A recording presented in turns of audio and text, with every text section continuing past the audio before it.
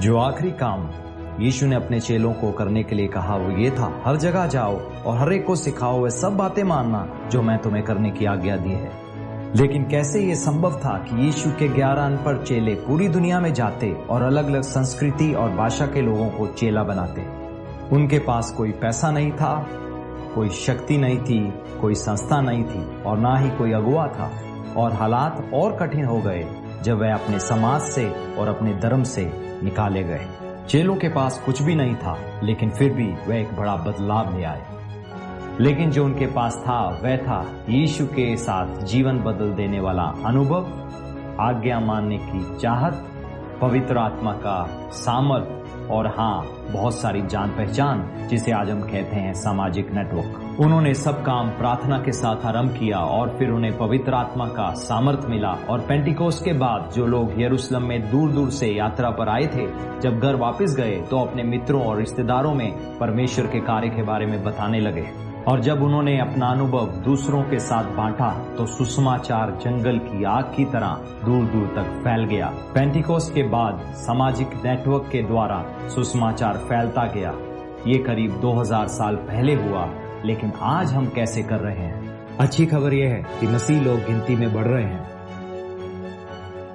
लेकिन जो ज्यादा अच्छी खबर नहीं है वो ये है कि मसीह लोगों की प्रतिशत नहीं बढ़ रही। तो समस्या क्या है और इसका समाधान कैसे किया जा सकता है? बड़ी समस्या ये है कि हर वो जो यीशु पर विश्वास करता है उसकी आज्ञाओं पर नहीं चलता। पहली शताब्दी में आत्मिक बेदारी का कारण थे चेले, जिन्होंने चेले बनाए और उन्होंने और चेले बनाए। यीशु के चेलों का सबसे महत्वपूर्ण काम यह है कि वो और चेले बनाए। उनकी गिनती दर्जनों से सैकड़ों, सैकड़ों से हजारों और ज्यादा समय नहीं बीता कि लाखों करोड़ों में बढ़ गई। ये सब इसलिए हुआ क्योंकि साधारण लोगों ने जो यीशु ने उनको करने के लिए कहा था किया और दूसरों को भी ऐसे करना सिखाया। हम समझते हैं ये ऐसा तरीका है जिस पर चलने का समय एक बार फिर से आ गया है।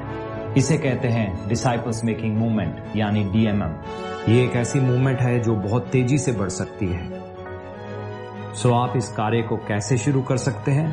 ये बहुत आसान है। इंजन है जिसे हम कहते हैं आविष्कार बाइबल स्टडी, और ये ऐसे कार्य करता है जैसे परमेश्वर एक समाज में एक अगुवे को खड़ा करते हैं तो चेले बनाने वाला कोच उसकी सहायता करता है उसके परिवार और मित्रों में से, और जो समूह होता है वो परमेश्वर के वचन से सीखना शुरू कर देता है। वह सीखते हैं बाइबल क्या कहती है, इसका अर्थ क्या है और उन्हें इस बारे में क्या करना है, और आखिरकार वे और किसको बता सकते हैं कि एक और समूह शुरू हो सके। व्यक्तिगत खोज, तत्काल आज्ञाकारिता और सिलसिलेवार दोहराना नए कार्य की शुरुआत का कारण है। हर एक व्यक्ति का अनोखा प्रभाव का दायरा होता है, लेकिन हर एक का दायरा एक दूसरे के साथ जुड़ा होता है।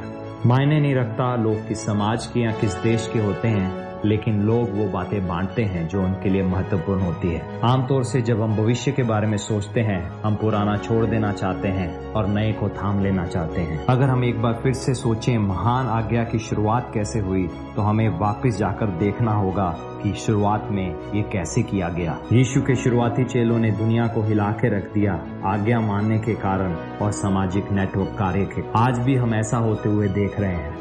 मार्च 2005 से लेकर सिटी टीम इंटरनेशनल के द्वारा ये दर्ज किया गया है कि DMM प्रोग्राम्स के द्वारा 10 लाख से ज्यादा चेले परमेश्वर के सिंहासन के सामने तैयार किए गए हैं।